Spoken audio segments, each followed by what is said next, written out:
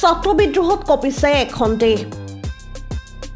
প্ৰতিবাদকাৰী আৰু নিৰাপত্তাৰ সংঘৰ্ষ লৈছে ভয়ংকৰ ৰূপ নিহত হৈছে বহুকেইজন লোক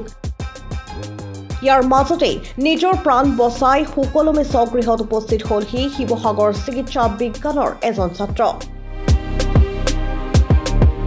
ভয়াবহ সংঘৰ্ষৰ সাক্ষী শিৱসাগৰ জেঙনিকটীয়াৰ ৰফিক আলী আৰু ইয়াছমিন বেগমৰ পুত্ৰ আব্বাছ আলী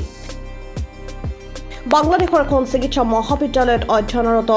আব্বাছ আলীয়ে আন 13 গৰাকী ভাৰতীয়ৰ সৈতে কথমপি প্ৰাণ ৰক্ষা কৰি সুকলমে স্বদেশলৈ উভতি আহিছে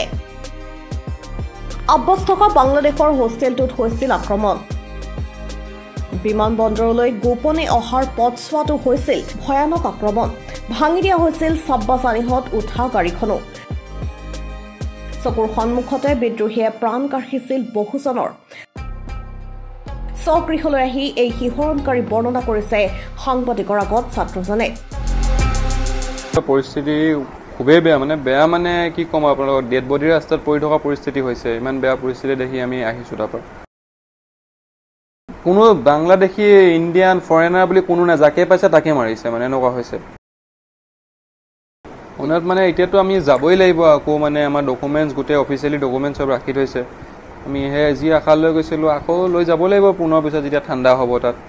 পুৰা ৰক্তাক্ত মানে আপুনি য'তে অলপ 2-1 মিটাৰ দূৰে দূৰে ডেড বডি দেখা পোৱা যাব এনেকুৱা পৰিস্থিতি হৈ আছে কাৰণটো কি আছিলে কি ইছ্যুত লৈ তাত কিবা ৰিজাৰ্ভেশ্যনৰ লৈ সিহঁতি লাগি আছে ইমান প্ৰপাৰলি মই সেইটো নাজানিম লিডটো ইউথে লৈ আছে এইবিলাক মানে ইউথ বুলি মানে চবেই কৰি থকা লিখা হৈছে আমি ইমানো নাজানিম সেইটো সব জেগাতে কৰা হৈছে মানে জব থকা জব ছেক্টৰ এডুকেশ্যনেল ছেক্টৰ যিমান যি ছেক্টৰ আছে চবতে কৰা হৈছে আমাৰ বাংলাদেশৰ বাহিৰৰ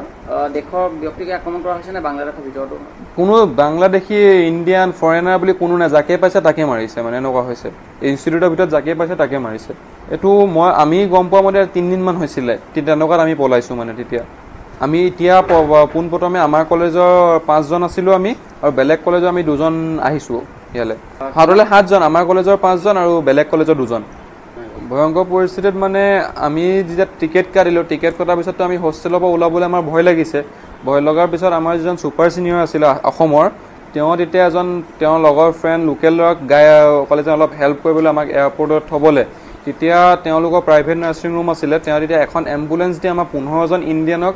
এম্বুলেঞ্চখনত লৈ আহি সেই নাৰ্ছিং ৰুমখনত আমাক এৰাতি ৰাখিলে এৰাতি ৰখাৰ পিছত আকৌ তাৰ পিছদিনাখন খোৱা বোৱা তেওঁ দিছে আকৌ পিছদিনাখন ৰাতিপুৱা 3টা বজাত সেইখন এম্বুলেঞ্চতে আমি 15 জন ইণ্ডিয়ান এয়াৰপৰ্টলৈ বুলি ওলাই আহিছিলোঁ এয়াৰপৰ্টলৈ বুলি ওলাই আহোঁতে আমাক তেতিয়া সংগঠনে পালে সংগঠনলৈ পাই আমাৰ যিজন ড্ৰাইভাৰ আছিলে ড্ৰাইভাৰজনক মাৰি মানে পুৰা ৰক্তাক্ত